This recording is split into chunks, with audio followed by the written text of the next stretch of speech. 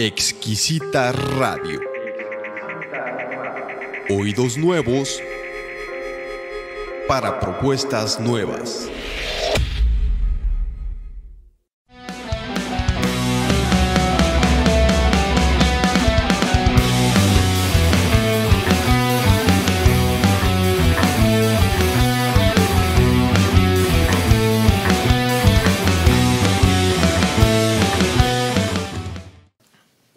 Se sentó en una estación del metro en Washington y comenzó a tocar el violín en una fría mañana de enero. Durante los siguientes 45 minutos interpretó 6 obras de Bach. En el mismo tiempo se calcula que pasaron por aquella estación alrededor de 1000 personas, casi todas camino a sus trabajos. Transcurrieron 3 minutos hasta que alguien se detuvo ante el músico. Un hombre de mediana edad alteró por un instante su paso y advirtió que había una persona tocando música. 1 minuto más tarde, el violinista recibió su primera propina. Una mujer arrojó $1 en la lata y continuó su marcha. Algunos minutos después, alguien se apoyó contra la pared a escuchar, pero enseguida miró su reloj y retomó su camino. Quien más atención prestó fue un niño de 3 años. Su madre tiraba de su brazo apurada, pero el niño se plantó ante el músico. Cuando la mujer logró arrancarlo del lugar, el niño continuó volteando su cabeza para mirar al artista. Esto se repitió con otros niños. Todos los padres, sin excepción, los forzaron a seguir la marcha. En los 3/4 de hora que el músico tocó, solo 7 personas se detuvieron y otras 20 dieron dinero sin interrumpir su camino. El violinista recaudó $32. Cuando terminó de tocar, se hizo un silencio. Nadie pareció advertirlo. No hubo aplausos ni reconocimientos. Nadie lo sabía, pero ese violinista era Joshua Bell, uno de los mejores músicos del mundo, tocando las obras más complejas que se escribieron jamás, en un violín valorado en $3.5 millones. 2 días antes de su actuación en el metro, Bell llenó un teatro en Boston con localidades cuyo valor medio era alrededor de $100. Dice Gibran Jalil Gibran que el deseo es la mitad de la vida y la indiferencia es la mitad de la muerte. Desafortunadamente vivimos bajo una constante presión a ser indiferentes ante cualquier cosa que no nos afecte, entre comillas, tal que ya pareciera como una cultura, o mejor dicho, anticultura. Algunos caminan su vida bajo la cotidianidad de la competencia, ausentando las tenues notas de un violín, acallándolas, dejando una moneda, rezando por ellos, entre comillas, o repitiendo el mantra: no puedo hacer nada por ellos, no puedo hacer nada por ellos. Endureciendo la carne en resguardo de lo traumático y lo impensable, ensordeciendo una melodía que invita al compromiso. Y es que estamos tan acostumbrados a la injusticia social que se ha convertido en algo aceptado por algunos, cómodo para otros y desesperanzador para los terceros. Pero existen otro tipo de personas que se quedan a escuchar la interpretación del músico, se conectan consigo mismos y con el intérprete de la melodía. Salen del desierto de la indiferencia y toman el sendero del compromiso. Tengo el gusto de tener como invitada a una de esas personas que ha logrado encontrarse a sí misma y ha salido con una valentía inigualable a escuchar una de las melodías más tristes, la de la esclavitud, abrazando a los intérpretes de las inocencias truncas y luchando para blindar cada vez a más jóvenes. Diana, ella lucha desde la educación y la prevención desde hace 8 años en una asociación llamada Fin de la Esclavitud. Ella es psicóloga. Ella ha fundado y consolidado la única asociación civil en el estado de Jalisco, con 8 años de trabajo en la lucha y en la prevención de la trata de personas. Recientemente recibieron un reconocimiento Herminia Galindo junto con otras 6 personas, 5 personas y otra asociación. Tiene reconocimiento del Padre Cuéllar por el gobierno de Zapopan en 2021.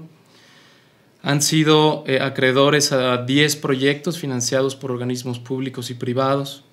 Tienen insignia de institucionalidad y transparencia, grado óptimo, otorgada por CEMEFI. Diana dirigió la asociación por sus primeros 6 años. Ahora dirige el diplomado sobre trata de personas.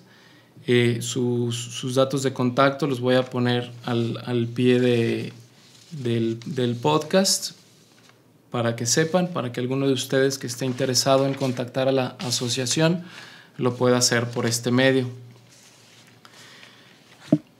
Este episodio es patrocinado por Casa Kunen, una empresa que se dedica a dar asesorías particulares. Por el momento todas son online. Personalmente he participado en esta empresa dando algunas clases. Me parece ahorita que es una respuesta interesante e importante para la virtualidad, en donde muchos alumnos, muchos maestros se sienten un poco perdidos en esta virtualidad. De por sí los alumnos no hacen muchas preguntas en aula, pues aquí es una oportunidad de que tengan un maestro solo para ustedes, que pregunten todo lo que quieran y pues sobre todo para retomar este tipo de ausencias en el conocimiento que pueda haber por esta situación que estamos viviendo. También les dejo los contactos en la descripción del podcast. Para aquellos que deseen apoyar el podcast, la mejor manera de hacerlo es que le den like, que se suscriban, que lo compartan, que lo difundan. Más o menos estoy ahorita publicando un capítulo al mes, o lo que el tiempo me dé sobre diversos temas que nos ayuden a generar más pensamiento social, salir de nuestro desierto, de la comodidad y encontrarnos con otras realidades, ¿no? Los invito sobre todo también a dejarme sus comentarios o contactarme por medio de mis redes sociales, que también pongo en la descripción del episodio. Igual también, si alguno desea apoyarme con los gastos, hay una liga para PayPal, que también se los agradecería muchísimo, ¿no?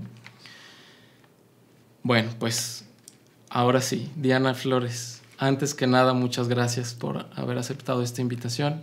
Es un honor para mí estar sentados en la misma mesa, platicar de estas cosas que son tan importantes, que a mí me causa mucha curiosidad.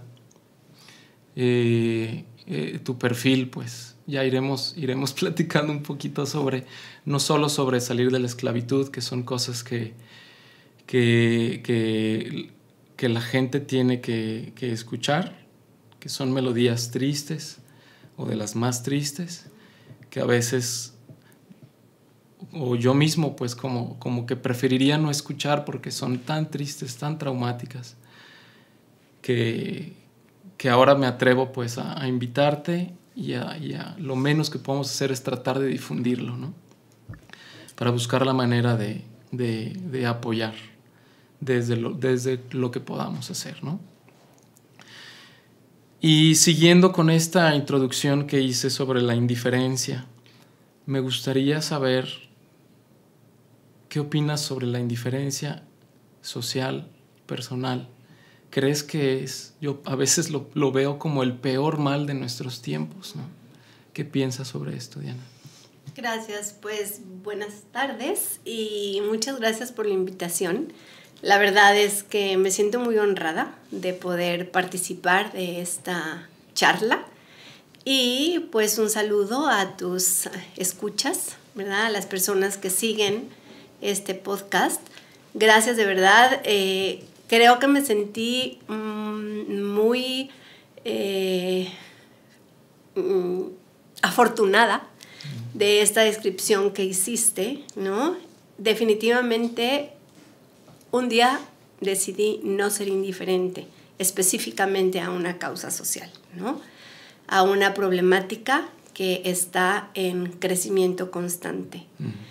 Y definitivamente uno de los principales problemas que hay en la sociedad, en el mundo entero, es la indiferencia. Es mucho más sencillo voltear a un lado opuesto y no encarar un problema, ¿no? ¿Por qué? Porque encarar un problema va a requerir de tu esfuerzo, de tu tiempo, de tus habilidades y muchas veces de tus recursos también. Así que en mi experiencia personal no he vivido una situación extrema en cuanto a la trata de personas y no fue eso lo que me llevó, afortunadamente, a tomar una decisión y hacer algo en cuanto a esta problemática. Yo, al igual que muchas de las personas que nos estarán escuchando, desconocía que existía la trata de personas. Durante muchos años en mi vida, nunca imaginé que pudiera suceder una violación a todos los derechos humanos de las personas, ¿no? Y me gustaría empezar toda esta charla hablándote y hablándoles de lo que es la trata de personas, porque muy probablemente las personas viven en un desconocimiento. Trata de personas, hace muchos años se decía trata de blancas. Exacto. Y yo creo que es un término que hemos venido escuchando a lo largo de la historia. Y era trata de blancas porque únicamente las mujeres de tez blanca de Europa del Este eran transportadas a Asia o África para su explotación sexual. Y en ese entonces eran de tez blanca, de pelo rubio y de ojos claros. Al paso de los años, esto ha cambiado. Y hoy podemos encontrar y podemos saber que existen bebés, niños, niñas, adolescentes, jóvenes, personas de la tercera edad, personas con capacidades diferentes y la comunidad lésbico-gay que pueden ser objeto de trata de personas. Y la trata de personas, sin irnos a términos ni a la definición exacta como lo dice el Protocolo de Palermo, es la compra-venta de seres humanos. Es el considerar a un bebé o el considerar a un niño un objeto como tal. Y se compra y se vende. Es uno de los ilícitos más redituables. Se cree que está en el segundo lugar, compitiendo mucho con la venta de armas, por ejemplo. Pero una arma la pueden vender 1 o 2 veces. Pero a una persona en condición, por ejemplo, de prostitución, la pueden vender 30 veces al día. Así que es uno de los flagelos que reporta mayor incremento y mayor beneficio económico. Entonces, eso es la trata de personas. No más vamos a volver a decir trata de blancas, porque no es el término adecuado. Y la definición la tomamos del Protocolo de Palermo y se entiende como la captación, el transporte, el traslado, la acogida y la recepción de personas por medio de la fuerza, el abuso, el engaño, ¿sí? Y por abusando de las vulnerabilidades de los demás con el único objetivo de explotación. Ahora, esa definición está a partir del año 2000 en el protocolo. Quiere decir que apenas tiene 21 años tipificado, siendo que es un problema que viene con la historia de la humanidad. ¿Sí? Entonces, en términos generales, eso es el problema que nosotros abordamos. Esa es la problemática social de mayor crecimiento y desafortunadamente gran parte de la población, de la sociedad, desconoce que existe y quienes conocen que existe es mucho más sencillo ser indiferentes. Es mucho más fácil voltear al lado opuesto. es no querer ver lo que tenemos delante de nuestros propios ojos, ¿no? Sí, a mí pues al escuchar estas palabras, la tendencia natural es siempre pensar en las víctimas. Uh-huh. Sin embargo, también para mí es algo impensable pensar en los victimarios, pues. Uh-huh. Tanto en los que secuestran a estas personas como a las que hacen uso de ellas, ¿no? Uh-huh. Me hace pensar, a veces pienso que no existe gente esencialmente mala, pues. O sea, me cuesta mucho trabajo imaginarme a alguien capaz de este tipo de cosas, ¿no? Uh-huh. ¿Crees, Diana, que existe gente como tal esencialmente mala? ¿O siempre o todas las personas estamos en un abanico de tonos de grises, quizá, en la lucha de irnos entre lo blanco y lo negro, ¿no? Yo creo que las personas no nacen malas o nacen buenas. Son las circunstancias de la vida, puede ser el contexto familiar, puede ser la carencia de ese apoyo o de esas redes de apoyo en la que nacen, que los puede llevar a ser gente mala o a ser gente buena. Pero esencialmente el ser humano, no creo que nace un ser humano malo ni un ser humano bueno. Todos tenemos el potencial de convertirnos, ¿no? De pronto, generalmente pensamos en las víctimas. Nosotros tenemos que también considerar a los victimarios y también darnos cuenta que ellos viven en contextos y ellos muchas veces están heredando de generación en generación una actividad que es lucrativa, una actividad en la cual se vuelven insensibles al dolor de los demás, ¿no? Y bueno, eso pasa, al menos en nuestro país, está muy, muy bien focalizado y muy bien encontrado el lugar en donde se da como una cuna para los tratantes, ¿no? Entonces, esa es mi opinión en cuanto a si la gente nace mala o si la gente nace buena. Sí, para preparar el podcast busqué esta columna o documental que escribió Petersen, si mal no recuerdo. Buenísimo. En el que habla, parece que se acercó a alguna víctima que logró escapar de estos campos en donde buscan, desde mi punto de vista, quizá generarles un trauma tan profundo que precisamente se hacen insensibles, ¿no?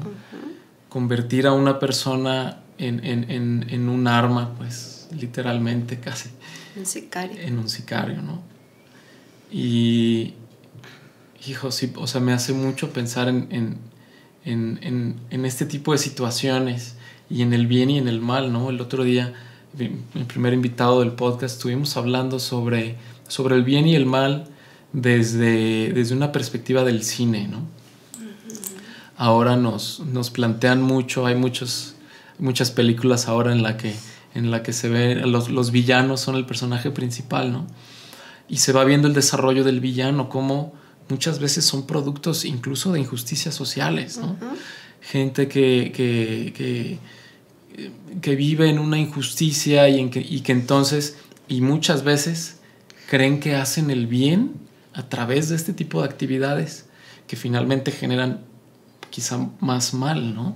Sí, de pronto creo que estas personas que también fueron víctimas de, ¿no? Que también vivieron violencia y agresión, tienen el entendimiento confuso o entenebrecido, ¿no? Y no sé si algunos de ellos o de ellas pueden pensar que les están dando oportunidades de trabajo, ¿no? Cuando lo que en realidad es una explotación. Claro, ahora quizá hablemos también un poco del bien. Muchas veces, al menos yo mismo me he visto como conformista, ¿no? En alguna posición de decir, oh, pues yo hago bien esto, me dedico a estas personas y hago esto y listo. ¿Qué es el bien desde tu punto de vista? ¿Qué tanto nos debemos conformar con no ser malos? O sea, no ser gente que hace daño. A veces creemos que ya nos convierte en una persona buena, ¿no? ¿Crees que es necesario? O sea, ¿crees que es necesario que todas las personas se comprometan con alguna causa, la que sea, que traten de incidir de manera directa o indirecta, pues, en alguna problemática social? ¿Será algo que convierte a las personas como en buenas o malas, si las pudiéramos catalogar así? O quizá es que debemos de ir como que todo el tiempo luchando en irnos alejando ahora sí que del lado oscuro, ¿no? Del negro, irnos acercando al blanco cada vez más.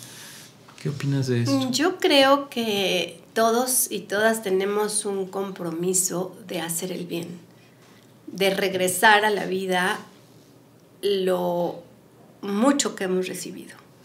O sea, definitivamente cada persona que nos escucha puede en retrospectiva darse cuenta que ha habido cosas muy buenas en su vida. No todo ha sido malo, por muy malo que esto pueda ser, ¿no? Y sí creo que todos tenemos un compromiso de poner esfuerzo, poner tiempo, poner dones, poner talentos, poner recursos para mejorar el mundo en el que vivimos. Eso me queda muy claro. Siempre que tengo la oportunidad de dar las charlas, porque además es algo que me encanta y aunque tengo parte del equipo que lo puede hacer, me gusta mucho hacerlo, y hablo con los jóvenes y les he preguntado muchísimas veces, ¿a ti te han dicho que tú puedes cambiar el mundo? Porque a veces son frases muy hechas, ¿no? Que algún día te dijeron en la secundaria y en la prepa, no, es que tú vas a cambiar el mundo y tú puedes cambiar el mundo. Y a todos nos los han dicho. Entonces, algo que yo les digo es, en primera te lo tienes que creer. Tienes que creer que tú puedes cambiar el mundo. En segunda, tienes que hacer algo para cambiar el mundo. Porque si tú te quedas sin hacer absolutamente nada, si tú eres indiferente, si tú eres apático, si tú no te quieres molestar y no quieres dar de tus recursos, ni quieres pararte un día más temprano para hacer alguna actividad que requiere de ti, o sea, en esas condiciones nunca vas a cambiar el mundo. Pero si tú estás dispuesto y estás convencido porque un día te dijeron que vas a cambiar el mundo, en hacer pequeñas acciones, pequeñas, no sé, salir y barrerle a la vecina su cochera, pequeñas acciones, ¿no? No te esperes encontrar el hilo negro de algo que no existe o que nadie lo ha inventado, no, acciones pequeñas cada día, entonces estarás cambiando el mundo, sin duda. Y es algo que yo les he dicho a mi equipo de trabajo, ¿no? Al grupo de voluntarios que tenemos dentro de la organización, ya estás cambiando el mundo. Definitivamente tu trabajo, lo que hagas, si es parte administrativa, si es la parte creativa, si tú eres quien nos consigue charlas en las escuelas, si tú eres quien nos consigue donantes o si tú eres quien llena convocatorias para poder tener apoyos, etcétera, lo que sea que tú hagas, tú ya estás cambiando el mundo, ¿no? Entonces, me encanta esa idea, ¿no? Yo estoy muy feliz de que mis generaciones siguientes, mis hijos, mis nietos, puedan decir, ¿no?, que su mamá o que su abuela hizo algo por dejar un mundo mejor. Me hiciste recordar a un viejo amigo mío que desafortunadamente falleció hace un año, Jorge Brito. Él decía algo así como: da al mundo de tal manera que se diga de ti que el mundo es mejor porque tú has vivido, ¿no? Qué lindo, ¿no? Sí, hermoso. Era un amigo mío muy cercano. Ya estaba viejito. Okay. Pero bueno, gracias a Dios lo conocí y sí, me hiciste recordarlo, pues, con mucho gusto. Es que así tiene que ser, Adolfo. O sea, las pequeñas acciones, la pequeña semilla que tú siembras, bien cuidada, bien regada, te va a dar un árbol y ese árbol te puede dar frutos. Entonces, tenemos que creernos, cada uno de nosotros, que podemos hacer algo por cambiar el mundo.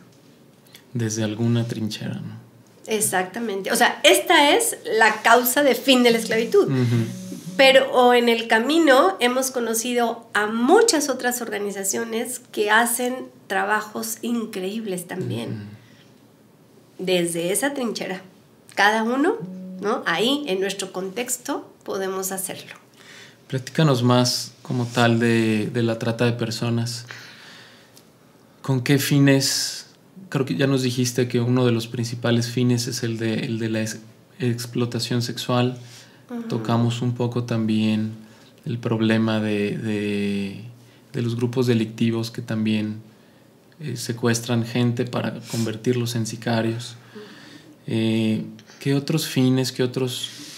Pues sí, ¿qué nos puedes decir de los fines? Okay. De los medios de captación, las modalidades. Bueno, la parte que les di de la definición del protocolo tiene 3 aspectos. Unas son las acciones, otros son los medios y otros son los fines. ¿Sí? Las acciones es aquello que realizan los tratantes o los grupos delictivos, como el captar, transportar, trasladar, acoger y recibir. O sea, esos son actos que no realiza una sola persona, que realiza un grupo de personas, con el único objetivo de llevar a la explotación. Entonces, esos entendidos como acciones, después vienen los medios. Y los medios es cómo lo hacen. Porque yo creo que habrá quien nos esté escuchando que ya se está cuestionando cómo es que un tratante consigue a sus víctimas, ¿no? Y entonces aquí tenemos que entender que viene el chantaje, la amenaza, el abuso de poder, el abuso de las vulnerabilidades, ¿no? El engaño a través de mentiras. Yo te ofrezco, yo te voy a dar, tú conmigo vas a tener un excelente trabajo, etcétera, etcétera, ¿no? Y a través de amenazas vamos a ir viendo a lo mejor unos casos muy concretos para que pueda quedar muy claro, pero amenazas puede ser cuando ya a través de sus redes sociales han mandado una fotografía comprometedora y entonces tienen en su poder esa fotografía para amenazar a la posible víctima a que continúe mandando fotografías. Así que esas son los medios, ¿no? La forma en cómo obtienen lo que quieren y capturan a sus víctimas. Y para entenderlo mucho mejor, entonces les comentaré que existen falsas promesas laborales, falsas promesas escolares, existe el enamoramiento, existe lo que es el uso de las redes sociales, ¿no? Y el rapto. Aquí yo tengo que hacer una diferencia porque estabas tú mencionando el secuestro, que las secuestran para llevarlas a la explotación. El secuestro, el abuso sexual, la violencia de género, la disfunción familiar, etcétera, son delitos transversales a la trata de personas, ¿sí? Se cruzan con la trata de personas. En este caso es el rapto, porque a través del rapto desaparecen a las personas, ¿no? ¿Por qué no es secuestro? Porque el secuestro comúnmente llaman a los familiares para pedir un rescate y yo te regreso a la víctima, pero tú me depositas o tú me das tanto dinero, ¿no? Aunque a lo mejor no te la regresen, pero ya te están pidiendo a cambio un beneficio. Y eso no sucede en la trata de personas. En la trata de personas las desaparecen y no piden un rescate. Y no pidieron un rescate porque las van a comercializar y les van a dejar tanto dinero que no necesitan pedirte un rescate por la persona. No lo hacen. Simplemente las desaparecen. Entonces, tenemos que entender la trata de personas desde la transversalidad y darnos cuenta cómo es un problema muy complejo. Es un problema que no es fácil detectarlo, que no es sencillo poder diferenciarlo de los otros delitos transversales. Por eso se requiere de estudio, de investigación, de lectura y ir delimitando lo que sí es y lo que no es la trata de personas. Entonces, ya hablamos de las acciones, ya hablamos de los medios y hablaremos de los fines. La ONU nos habla de 7 fines. La ley federal en nuestro país nos habla de 11. ¿Por qué? Porque es como un fenómeno que se va alimentando de otras problemáticas y tiene mucho que ver el contexto del país, tiene mucho que ver si estamos hablando de crisis, de guerras, de muchas otras cuestiones.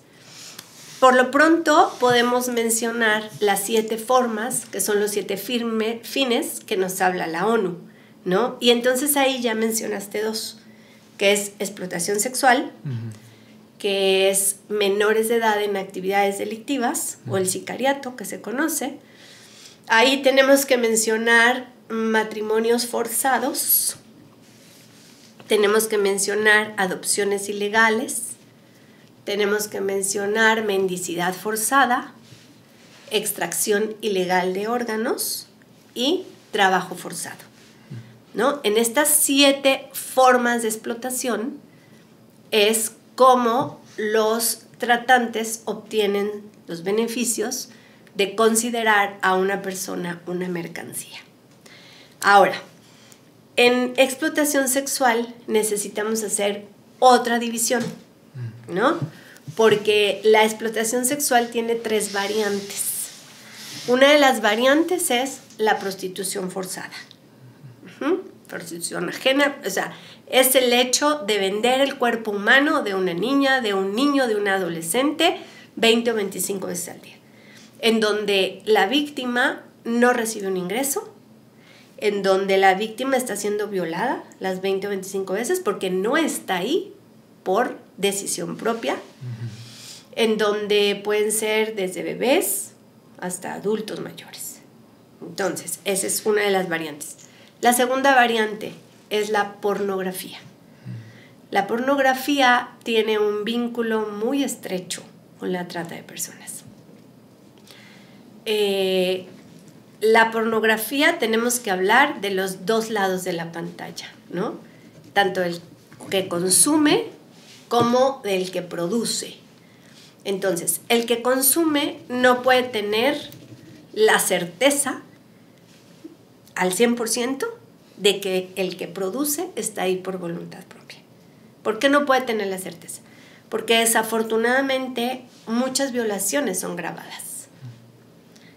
Muchísimas niñas y niños son grabados con engaños a través de las webcam, por ejemplo, ¿no? Entonces, quien está consumiendo pornografía, ¿cómo tendría la certeza de saber que es voluntario, ¿no? Entonces viene y es parte también de la trata de personas. Y después la tercera variante es el comercio sexual infantil de niños, niñas y adolescentes en el sector turístico y hotelero. Lo que antes se escuchaba y se hablaba de turismo sexual. De pronto me fue el término porque ya no se usa, entonces qué bueno que ya lo olvidé prácticamente. Es esto, ¿no?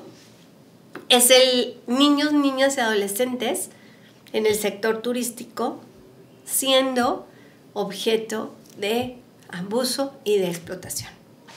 Así que es una gama amplísima, ¿no? No se centra en un solo fin.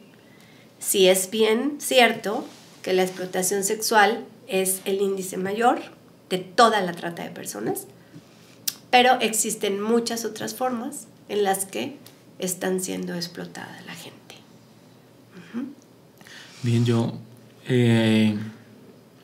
a la hora de estar navegando por la página de Fin de la Esclavitud me encuentro con estadísticas, ¿no? Estadísticas, yo me dedico a hacer análisis de datos, es lo que hago, ¿no? Y por definición, o sea, por la causa me doy cuenta que ¿cómo lo podemos medir, no? O sea, creo que es una de las cosas, como bien decías, más difíciles de identificar, de medir. Arrojan datos que siempre son aproximados y eso personalmente me causa mucha tristeza porque decimos, en realidad no sabemos qué tan grande es el problema, ¿no? Exacto. ¿Por qué? Porque están desaparecidas, ¿no? ¿Dónde están? Sí. ¿Entran dentro de la estadística? Pues probablemente no, aunque no lo sabemos, ¿verdad? Muchas de estas pues variantes y demás, quizá algunas sí, otras menos, otras más. Ahora también me hace pensar en el COVID, que nos ha forzado a refugiarnos en nuestras casas, refugiarnos muchas veces entre comillas, ¿no? También por ahí veía que una proporción muy alta, a lo mejor ahorita me dices cuáles, no me acuerdo, pero muchas de estas violaciones, más que ser de rapto, que son en casa, ¿no? Y entonces yo me pongo a pensar ahora en COVID, personas que viven violencia, a lo mejor sexual o no, a lo mejor esclavitud o no, pero hay gente que está viviendo infiernos en sus propias casas, ¿no? ¿Han ustedes, tienes algún dato sobre esto, de cómo nos ha ido ahora? ¿Quién otorga estos datos? ¿Qué tan confiables son? ¿Qué tanto podemos decir que están o medidos por debajo de lo que es la realidad? Te va a interesar mucho navegar en Walk Free, que es una página que tiene los datos más cercanos, ¿no? O más certeros sobre todo el tema de trata de personas a nivel mundial. Y ellos dicen que aproximadamente existen más de 40 millones de esclavos en el mundo. Pero efectivamente son cifras aproximadas. No pueden ser cifras exactas, porque las personas que se encuentran en esa condición no pueden ser censadas. No pueden contestar una encuesta, no pueden contestar una llamada, no. Entonces son cifras aproximadas, ¿no? De acuerdo a denuncias, de acuerdo a investigaciones de policía y demás. Sin embargo, por ejemplo, quien tiene también cifras que son confiables es la UNODC, ¿no? La ONU. Y ellos dicen que por cada una de las víctimas que está plenamente identificada, por cada una existen 20 que no están identificadas y que no pueden ser identificables.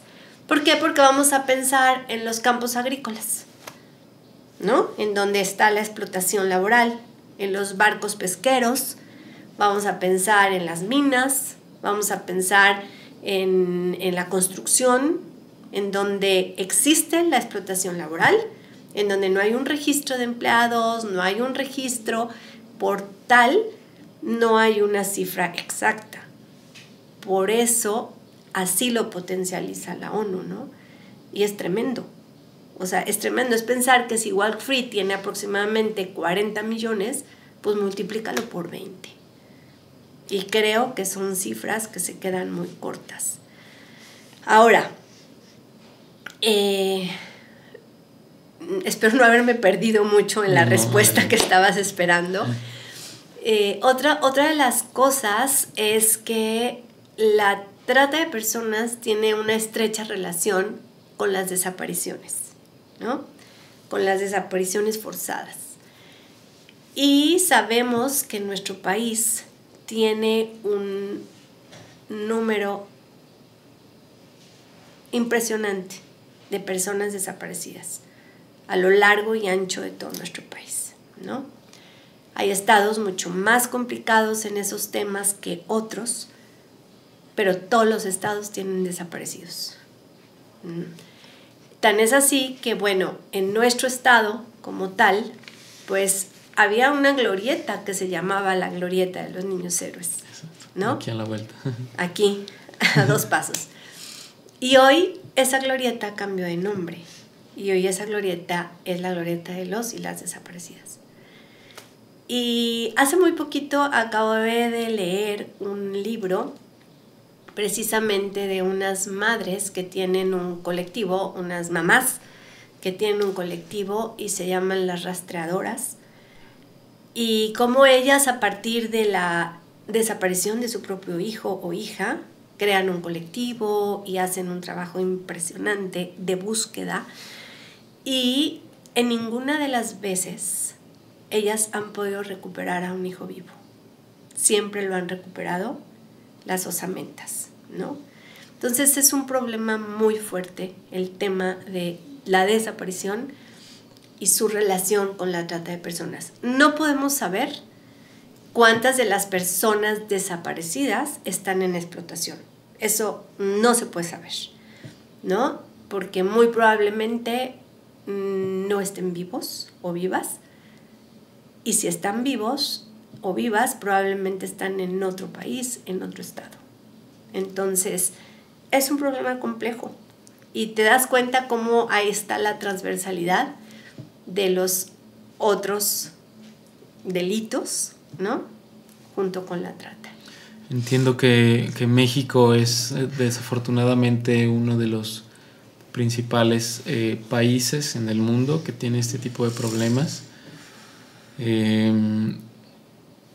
Número uno es, o sea, es un país en donde se rapta mucha gente, en donde se consume, en donde, o sea, ¿qué tipo de problemas está involucrado México? Okay. ¿Y por qué crees que en México sucede eso y en otros países no tanto? Mira, México está catalogado por la ONU como un país de origen, tránsito y destino. O sea, son 3 aspectos que ellos categorizan a las naciones enteras. Y hay naciones que solamente son de origen, hay otras que solamente son de destino, ¿no? Pero México en especial tiene mucho que ver su ubicación geográfica. Somos el paso de América Latina hacia el mundo entero, ¿no? Y existen más de 42 grupos delictivos que atraviesan nuestro país con futuras o posibles víctimas. 42 grupos delictivos que se dedican a esto. Así es, en el mundo entero, que atraviesan por México. Y nuestro país tiene varias rutas por las cuales pueden atravesar. Así que está categorizado de esa forma, es país de origen porque hay mexicanas o mexicanos explotados en cualquier parte del mundo. Es de destino porque aquí explotamos también, ¿no? Vienen muchas personas de Latinoamérica, de Haití, de África, y aquí son explotados. Y somos país de tránsito por el tema que estamos comentando, que es pues la ubicación geográfica que tenemos como tal. Entonces, tenemos 3 de las 3 categorías. Ahora, con respecto a la trata de personas, es un problema global. No solamente pasa en México, no solamente pasa en América Latina, es un problema global. Estados Unidos tiene cifras impresionantes también. Europa, no se diga. Asia. Claro. Imagínate, piensa Bangkok, Tailandia, ¿no? Es un problema global. No hay un solo país en todo el mapa que no tenga trata de personas. ¿no? Es grande el problema, muy grande. Habrá países que tienen origen y son otras las características, otros que las tienen como destino y son otras las características. Y a lo mejor hay quien dice, bueno, ¿por qué no adoptamos el modelo sueco, por ejemplo, ¿no? El modelo sueco es que se sanciona al consumidor, ¿no? En Suecia tú no puedes ir a un lugar a tener sexo, a pagar por tener sexo, porque es un delito, ¿no? Y te multan y muchas cosas. O no pueden los suecos salir de su país a consumir, porque cuando regresan son multados y una serie de cosas.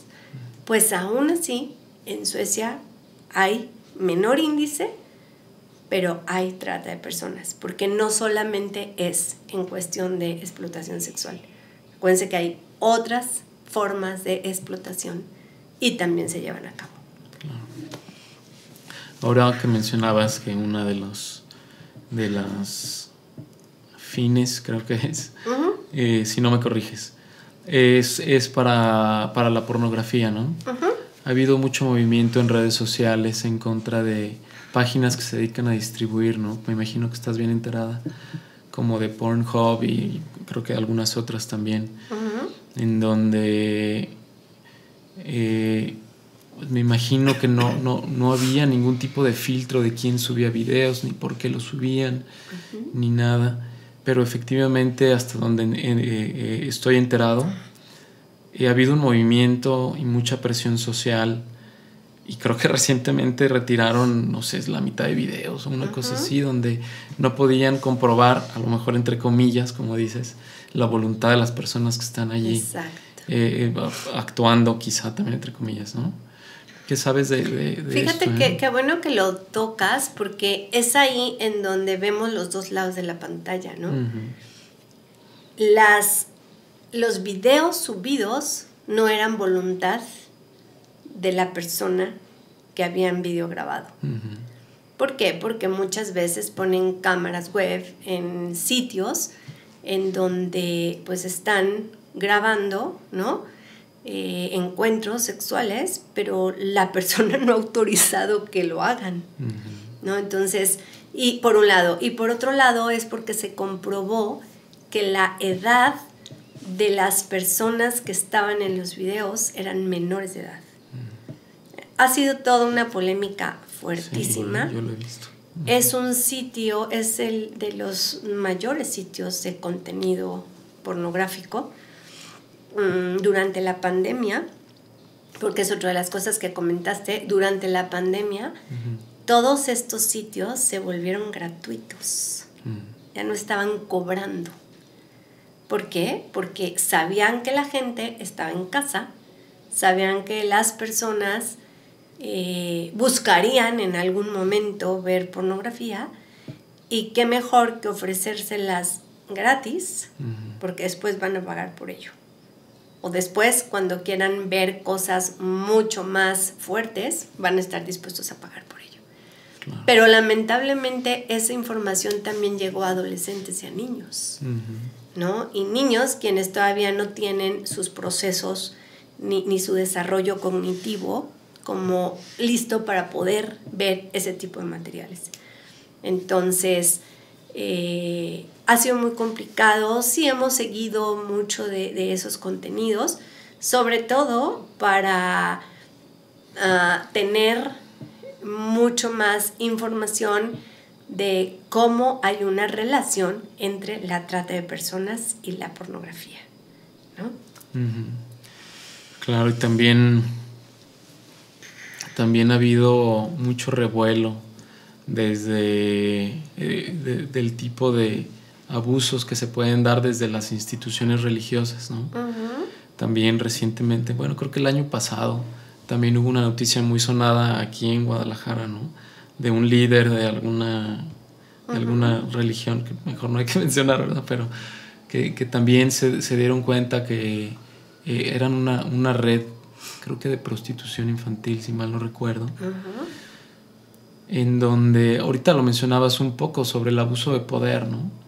En donde quizá una persona religiosa genera cierto poder o autoridad sobre otras y se pueden desgraciadamente también dar este tipo de situaciones, ¿no? Desafortunadas. Sí, ahí es donde volvemos a la transversalidad, porque ahí es abuso sexual. Y el abuso sexual no es como tal trata de personas. Tiene una relación estrecha y, por cierto, los queremos invitar a ese webinar que vamos a tener en 2 días, en donde vamos a hablar de dónde sí es trata de personas el abuso sexual, ¿no?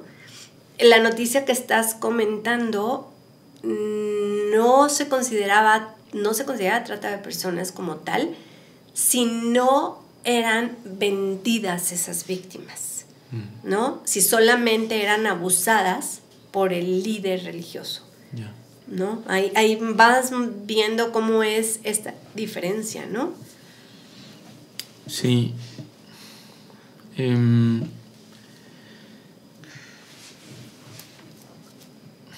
¿Qué opinas? También ha habido mucho tema reciente sobre el aborto, ¿no? Muchos grupos que están empujando muy fuertemente este tipo de iniciativas en donde se legalice el aborto después de ciertas semanas, etc. Yo me imagino quizá... yo me conflictúo mucho personalmente en este tipo de argumentos por distintas causas, ¿no? y cosas, pero a veces pienso en víctimas de abuso sexual y eso es un tema complejísimo, ¿no? Pero ¿qué nos puedes decir de esto, del aborto? ¿Crees que se pudiera justificar en algunos casos? ¿Crees que definitivamente no? ¿O no lo sabemos? Lo dejamos a que lo juzgue Dios, ¿no? Porque son temas tan complejos que yo mismo me ha costado mucho trabajo buscar poner una postura, pues. Claro. Pues creo que en este tema en especial tenemos una postura muy personal, ¿no? No solamente tenemos que pensar en la mujer que decide interrumpir porque le falló la píldora o porque esa noche de pasión decidió no cuidarse y entonces salió embarazada. Tenemos que pensar en todas las otras mujeres que pueden ser víctimas de un abuso, que pueden ser y son embarazadas por sus clientes o captores, ¿no? Y entonces ya viene ahí una polémica y yo tengo una personal forma de pensar. Sí soy feminista, ¿no? O sea, sí en cierto momento creo que la mujer tiene derecho de elección, pero también soy creyente y también sé que solamente hay alguien supremo y superior que es quien puede decidir sobre la vida o la muerte de las personas. Entonces... es una contradicción. Exacto, exactamente. Porque creo que la vida, pues solamente alguien la puede dar, ¿no? Y ese mismo alguien que da la vida puede quitar la vida.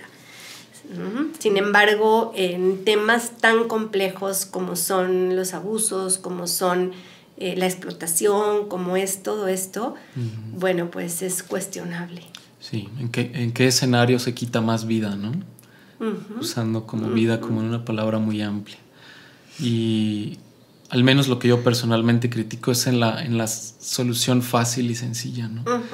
En lugar de legislar quizá otro tipo de, o sea, favorecer las adopciones, los procesos de adopción son tortuosos lo que le sigue, ¿no?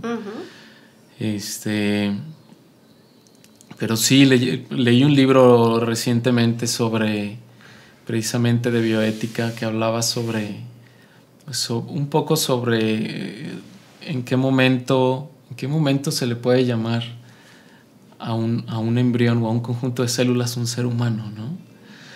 Y lo que proponían en este libro de bioética era que definitivamente el óvulo y el esperma unidos ya tienen un respeto mayor que aquel que tienen los gametos por sí solos, ¿no? Uh-huh. Y que aquellos dos o aquel conjunto de células unidas implantado en una mujer, que ya se le puede llamar embarazo, tiene un mayor respeto porque ya tiene más capacidad como de llegar a ser un humano, ¿no?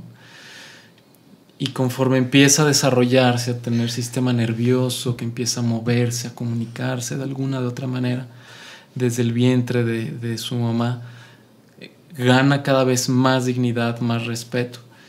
Un recién nacido que todavía no tiene conciencia, que todavía no, poco a poco, al menos desde la bioética se asume pues que se va ganando cada vez más, quizá respeto no es la palabra, pero dignidad, pues, ¿no?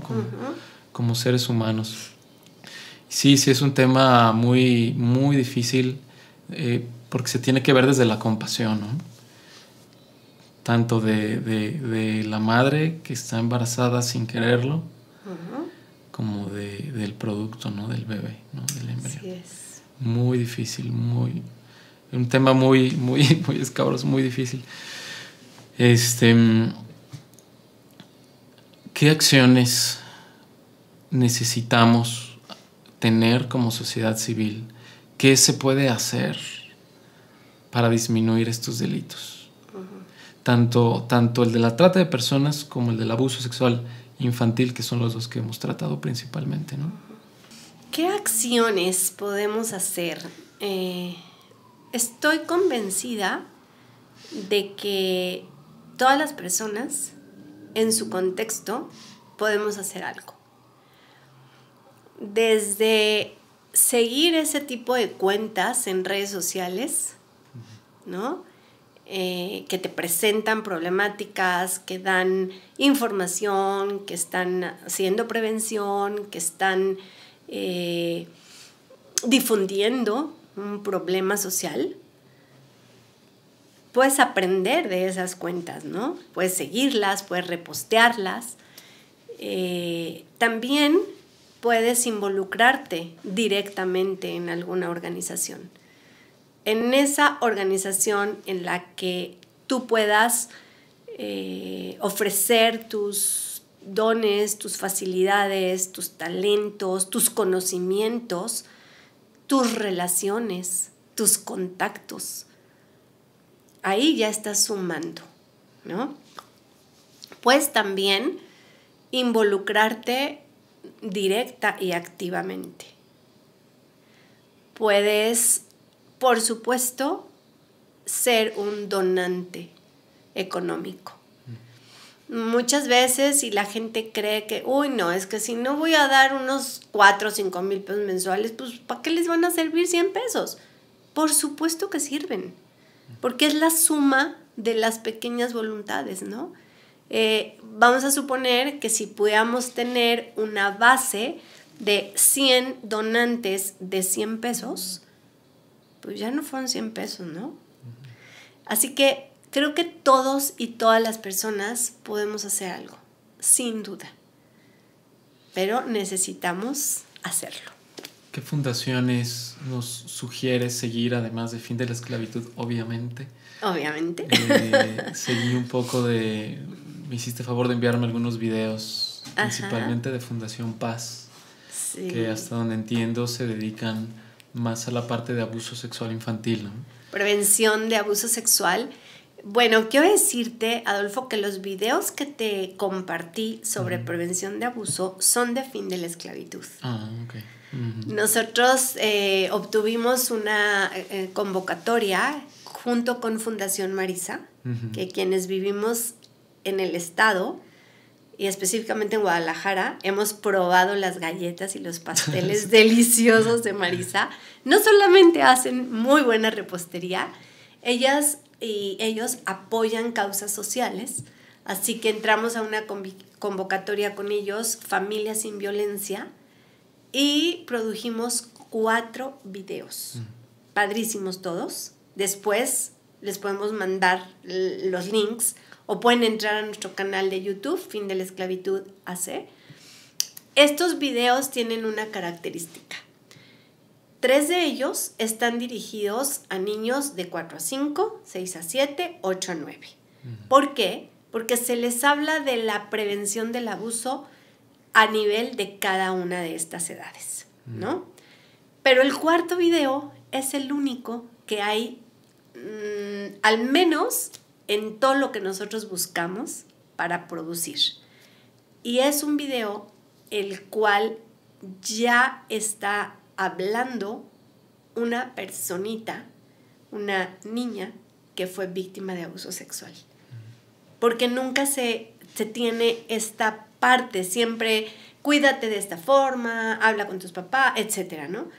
Pero este video en especial lo pensamos, lo planeamos, lo diseñamos para aquellos niños, niñas o adolescentes que ya fueron víctimas de abuso sexual y que además sabemos que por estadística hay cientos o miles de niños en esa condición. Así que los podemos compartir con muchísimo gusto. Ahí están. Tú puedes tener una acción compartiendo estos videos, ¿no? A tu escuela, con tus mamás, en tus grupos de WhatsApp, etcétera. Sí, a mí me hace recordar de una amiga que me señaló en una reunión de cuates que teníamos. Me señaló un comentario que hice que se le llaman micromachismos, ¿no? Que desgraciadamente venimos heredando, ¿no? Uh-huh. Y digo que, o sea, son acciones que se pueden tener y que lo agradezco porque entonces ya lo hago consciente y ya puedo empezar a decir otro tipo de cosas, ¿no? O expresarme de otra manera, ¿no? Y que lo debemos de hacer, ¿no? Que acciones tan pequeñas pero tan bonitas que pueden ir generando un poco más de conciencia, ¿no? Uh-huh. O sea, darnos cuenta de las cosas que decimos, que hacemos, las bromas que hacemos o que no hacemos. Exacto. El por qué y por qué se normalizan algunas actitudes y por qué no. Sí, por supuesto que vamos a poner en la descripción del canal, del podcast, los canales de ustedes para que la gente pueda accesarlos, verlos y difundirlos especialmente, ¿no? Fíjate que un tema que tocas muy importante es ese, las masculinidades, ¿no? Sí.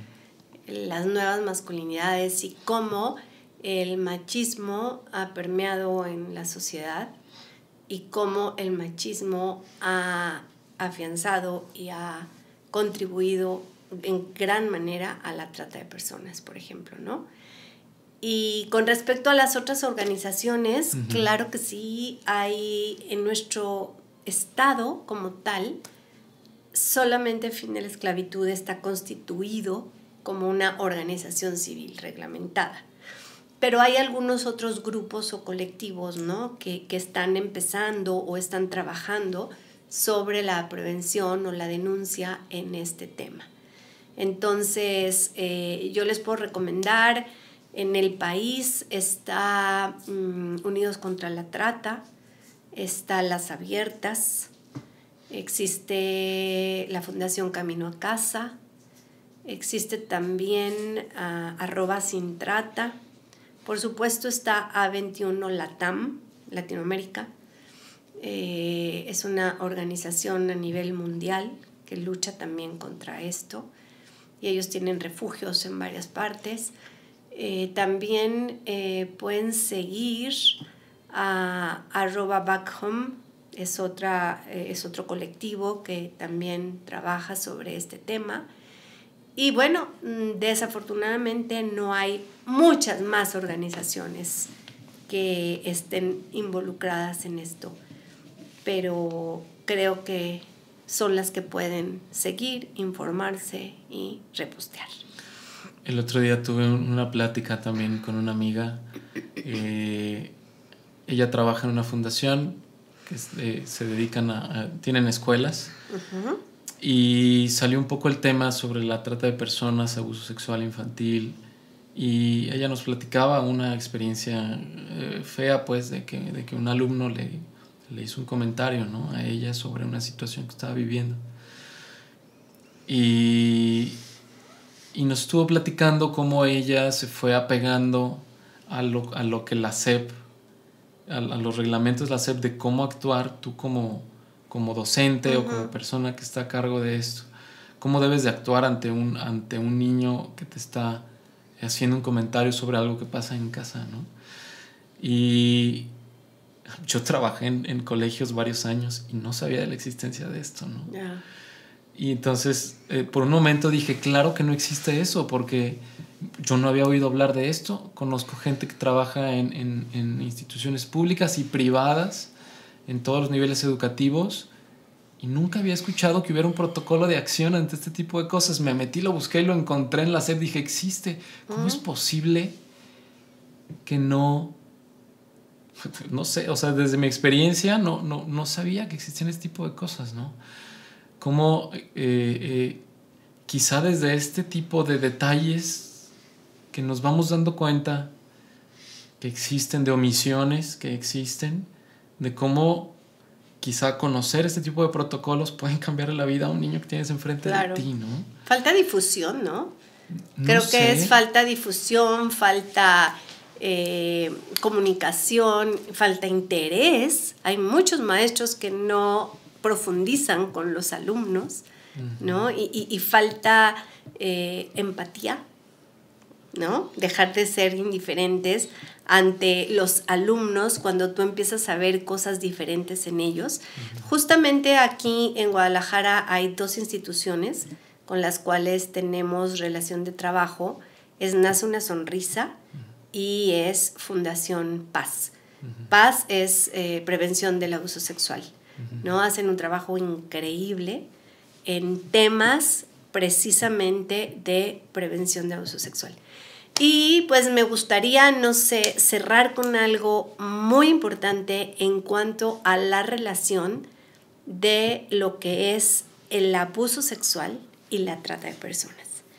Porque de pronto parecieran 2 cosas separadas. De pronto pensaríamos que no tiene nada que ver, pero tiene todo que ver, ¿no?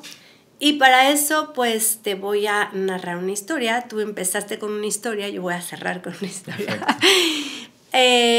Esta historia es una historia verídica. Está tomada de un libro que se llama A mí no me va a pasar. Porque creo que uno de los principales errores que hay o que existen en esta problemática es decir, a mí nunca me va a pasar. A mis hijos nunca les va a suceder. No, eso pasa allá en Tailandia, ¿no? Eso no me va a pasar, no nos puede suceder a nosotros. Bueno, es la historia de una familia con 3 varones, de adolescentes hacia abajo. Entonces, uno de ellos, ahora en este tiempo de pandemia, conectado al internet, conectado a redes sociales, conectado a juegos en línea, como muchos niños y adolescentes que están ahí todo el tiempo. Así que él, conectado, de pronto en sus redes sociales, le escribió a un amigo, ¿no? Y un amigo que tenía muchos años de conocerle, pero no solo eso, sino que jugaban juntos, salían, se conocían. Y entonces este amigo le pide que prenda la webcam y que en este platicar y en este pasar tiempo juntos y riéndose y demás, se empezaron a tomar fotografías, ¿no? Y yo me voy a quitar la chaqueta, y yo me voy a quitar la playera, y quítatela tú, y yo me voy a quitar, me voy a poner un traje de baño, ponte el tuyo, y vamos sacando fotos, y no, ahora volteate, y mejor hacia abajo, y mejor hacia arriba, no, pues vamos a quitarnos el traje de baño. Y entonces empezó a subir de tono el tipo de imágenes que se estaban compartiendo. El joven o el niño de esta historia de la familia empezó a sentirse incómodo y empezó a cuestionarle a su amigo por qué le estaba pidiendo eso, ¿no? Si somos amigos, o sea, ya no me gusta el juego, yo ya no quiero mandarte fotografías.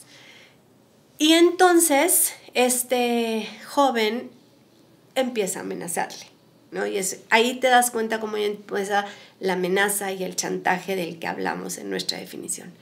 Mándamelas, me las tienes que mandar, porque si tú no me las mandas, yo le voy a enseñar a tus papás lo que ya me mandaste.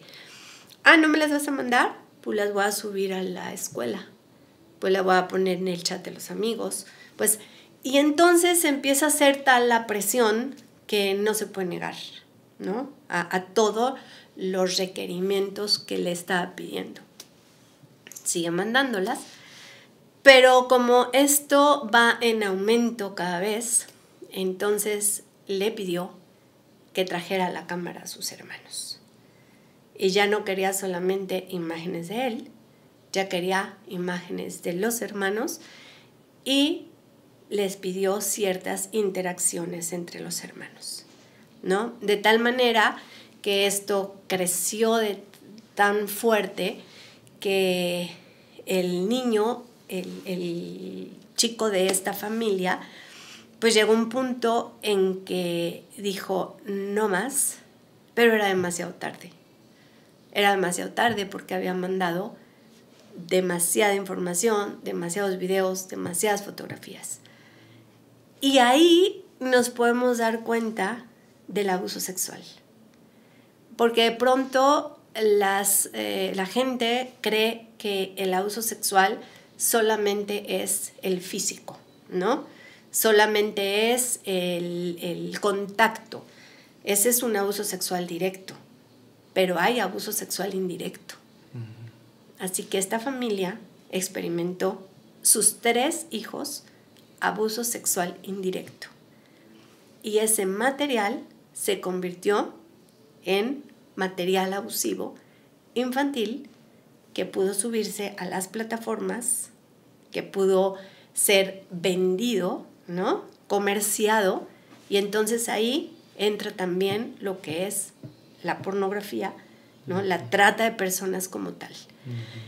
Y esto ha pasado en pandemia en muchos hogares.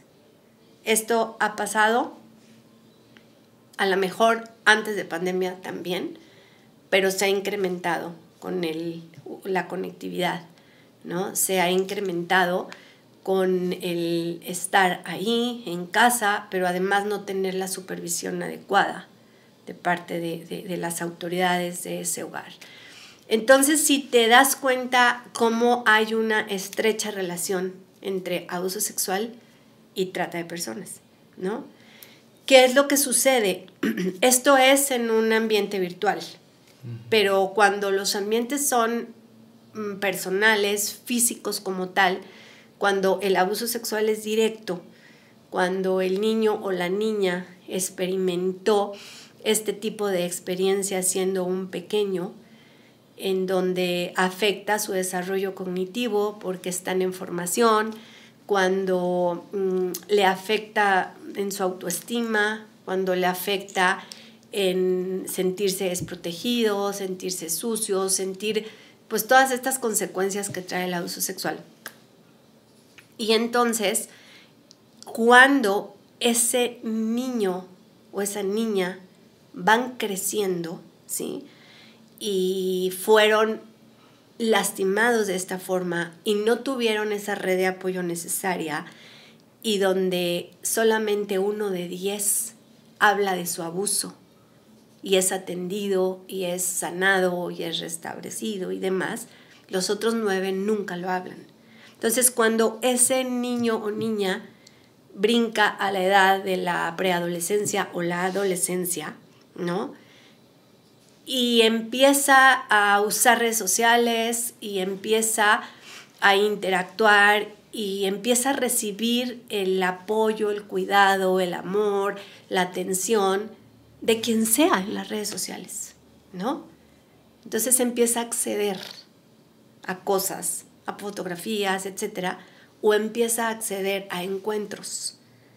y esos encuentros se convierten en abuso sexual derivado de lo que vivieron cuando eran niños o niñas, ¿no?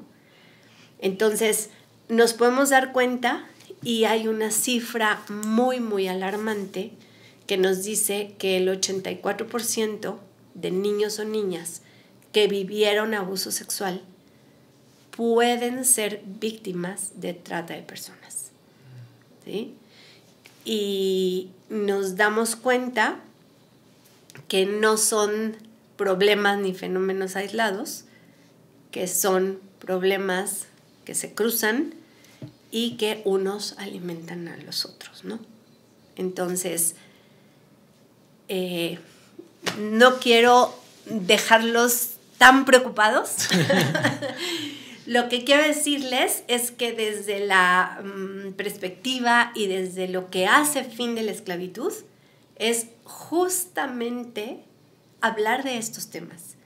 Es ir a un colegio y hablar con los niños a través de juegos, de cantos, de videos, que ellos empoderarlos, ¿no? Es importante una educación sexual, es importante hablar del cuerpo como los nombres que tiene el cuerpo, es importante que los papás y las mamás tengan una sana y correcta relación y hablen estos temas, dejen de ser un tabú, los puedan ventilar en casa, que es el mejor lugar para poder hablar de eso, para que los niños, en el momento en que alguien venga y los quiera tocar, entonces el niño vaya y te diga, ¿no?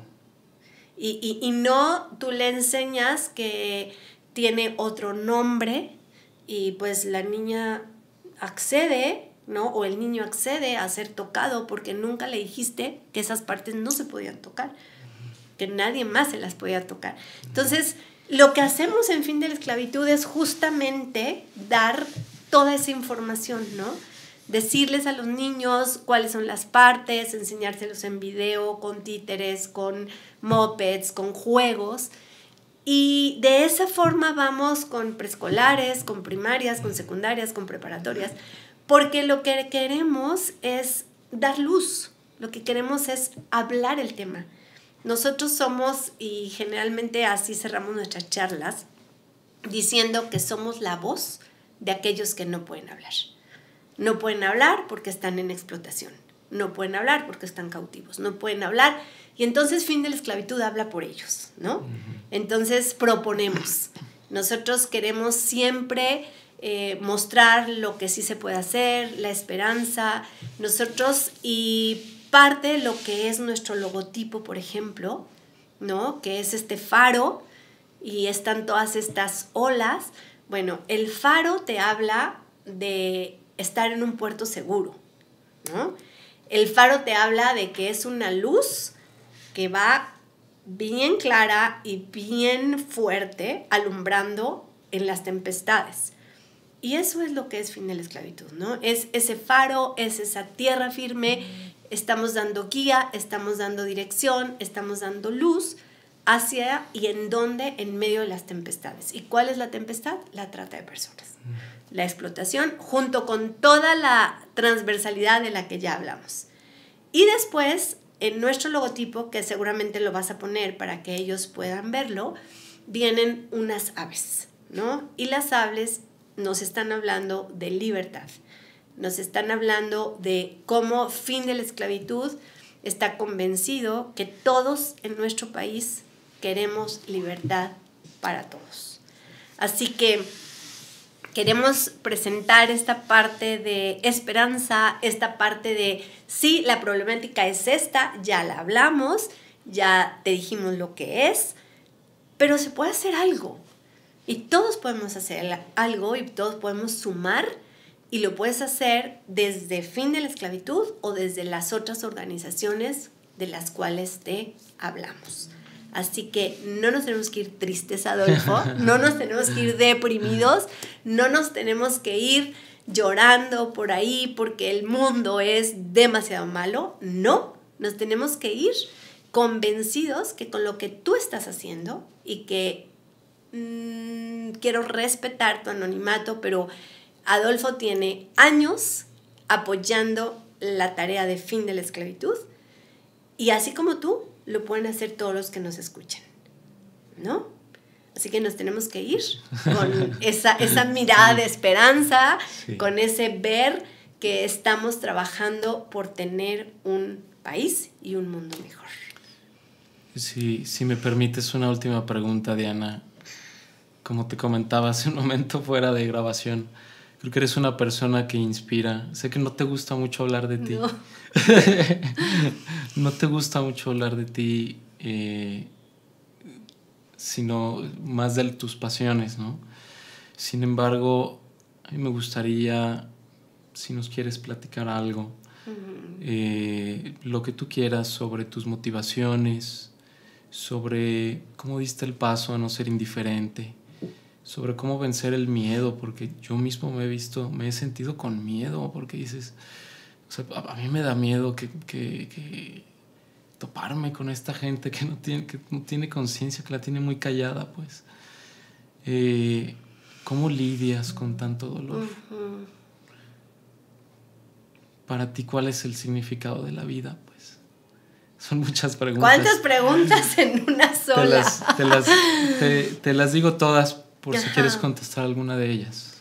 La verdad de las cosas es que yo tengo que dar el lugar y el honor a quien lo merece. Esta iniciativa no nace en mi corazón de la nada, ¿no? Esta fundación de esta organización, yo se la debo a alguien. Y ese alguien es mi hija, ¿sí? Ese alguien es una chica que aproximadamente a sus 12 años de edad, en algún momento nos confrontó acerca de por qué no hacemos algo por las mujeres en prostitución. Así que, así como que, a ver, bueno, vamos esperando, hay que buscar qué hay en el estado, cómo podríamos ayudar, qué vamos a hacer, pues tal vez podemos ir a alguna iglesia que ya tenga algún servicio en este tema, etcétera, etcétera. Esperamos a que pasaran los años también, ¿no? Para madurar un poco la idea, para madurar un poco esta iniciativa o esta carga. Y no es sino hasta que ella, Javnia Ivette, se fue a hacer un semestre a España por la universidad. Y estando allá, conoció a personas y conoció a organizaciones que ya estaban haciendo algo. Así que muy pronto ella nos llamó, muy pronto me empezó a platicar todo lo que estaba aprendiendo. Mamá, es que no están ahí porque quieren estar, están obligadas. Mamá, o sea, entonces empezó ella a abrir mis ojos y no me quedé con lo que me dijo. Empecé a leer, empecé a buscar información, empecé a buscar historias, testimonios, películas, empecé a tener como una inquietud que ella me contagió, ¿no? Que ella puso ahí la semilla y yo la regué, la semilla que ella puso. Pasaron los meses y ella me dijo, va a ir a México las personas que me han enseñado el tema. ¿Las quieres conocer? Por supuesto que sí. Y que vengan a casa, o sea, los hospedamos en casa, que vengan, que nos platiquen de esta problemática y tengo 1000 preguntas que hacer, ¿no? Así que vinieron a México estas personas, específicamente vinieron a Guadalajara y ellas venían con una sobreviviente de trata. Ellas venían con una chica que había sido explotada sexualmente por 2 años. Y ella es el 1% de las víctimas de trata, algún día consiguen o escapar o ser rescatadas. Nada más el 1%. Y ella estaba en casa. Así que tuve oportunidad de preguntarle todo lo que te puedes imaginar. Y de cuestionar y de no, a ver, explícame, pero es que eso no puede ser, eso no existe. Así como yo, mucha gente lo desconoce. Y ahí fue Adolfo cuando nació Fin de la Esclavitud y cuando nació una convicción, un llamado, un compromiso por hacer algo. Pero si vamos a hacer algo, lo vamos a hacer bien. Claro. ¿No? Lo vamos a hacer formal, nos vamos a constituir, nos vamos a establecer, nos vamos a convertir en donataria autorizada, nos vamos a establecer bien. Y más aún cuando supimos que en nuestro estado no había ni un avance pequeño en ese tema. Así que rápidamente esa es la historia, ¿sí? Rápidamente te puedo decir que la organización Fin de la Esclavitud ha pasado por subidas y bajadas, como todas las organizaciones. Hemos tenido crisis muy fuertes en donde personal de mesa directiva ha salido por voluntad propia y en donde ha tambaleado completamente la organización. Pero también creo que el llamado lo tomé con responsabilidad. Mi hija fue y vino a España varias veces. De hecho, se casó con un español, vivió en España, regresó, fue, vino y no se había podido integrar, ¿no? Como de lleno en la organización. Sin embargo, siempre le agradezco, ¿no?, el haber abierto mis ojos a esto. Por situaciones de entrar y salir de personas en mesa directiva, pues se tomó la decisión de que yo me quedara como directora y como representante legal. Y bueno, pues creo que eso fue una estabilidad fuerte, fue una estabilidad grande. Tal vez mi madurez, no sé, tal vez mi convicción, y creo que yo he sido formada como líder, ¿no? Lo creo, uno se da cuenta realmente, y mi principal motivación en este liderazgo es ser de inspiración, ¿no? Eso es algo que todos los días pongo en mi cabeza y todos los días digo, ok, lo que va a suceder hoy, lo que vamos a trabajar hoy, pues que inspire a otros para que puedan desarrollar su causa. Tal vez no es exactamente, pero que puedan ser inspirados. Así que, pues eso es, en pocas palabras o muchas palabras, mi respuesta. Diana, no cabe duda que la vida o Dios o como cada quien lo quiera llamar, pues creo que todos nos referimos un poco a lo mismo. Obra de maneras que ni cuenta nos damos, no sabemos en qué momento llegamos a donde estamos, ¿no? Y no me queda más que agradecerte y decirte que eres una persona que inspira, que lo puedo decir. Creo que nos habíamos visto una vez nada más, es la segunda y desde la primera vez lograste pues inspirarme al menos a mí. Espero que este podcast pueda ayudar también a inspirar a otras personas, si no para ayudar a Fin de la Esclavitud, para ayudar cualquier otra causa, que se quiten, que nos sacudamos pues como sociedad incluso el miedo y empezar a alzar la voz de alguna o de otra manera, ¿no? Claro. Quiero cerrar, tú cerraste con cereza, ¿no?, en el pastel. Quiero cerrar con estos versos que escribió León Gieco, que dice: solo le pido a Dios que el dolor no me sea indiferente, que la reseca muerte no me encuentre vacío y solo sin haber hecho lo suficiente. Solo le pido a Dios que lo injusto no me sea indiferente, que no me abofeteen la otra mejilla, después que una garra me arañó esta suerte. Solo le pido a Dios que la guerra no me sea indiferente. Es un monstruo grande y pisa fuerte toda la pobre inocencia de la gente. Es un monstruo grande y pisa fuerte.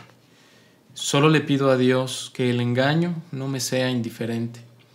Si un traidor puede más que unos cuantos, que esos cuantos no lo olviden fácilmente.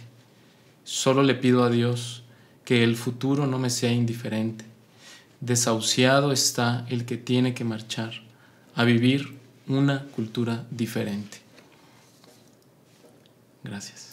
Pues muchas gracias. Gracias a ti por haber invertido esta hora y media en escucharme, en presenciar esta charla con Adolfo, y de corazón gracias, Adolfo. Gracias.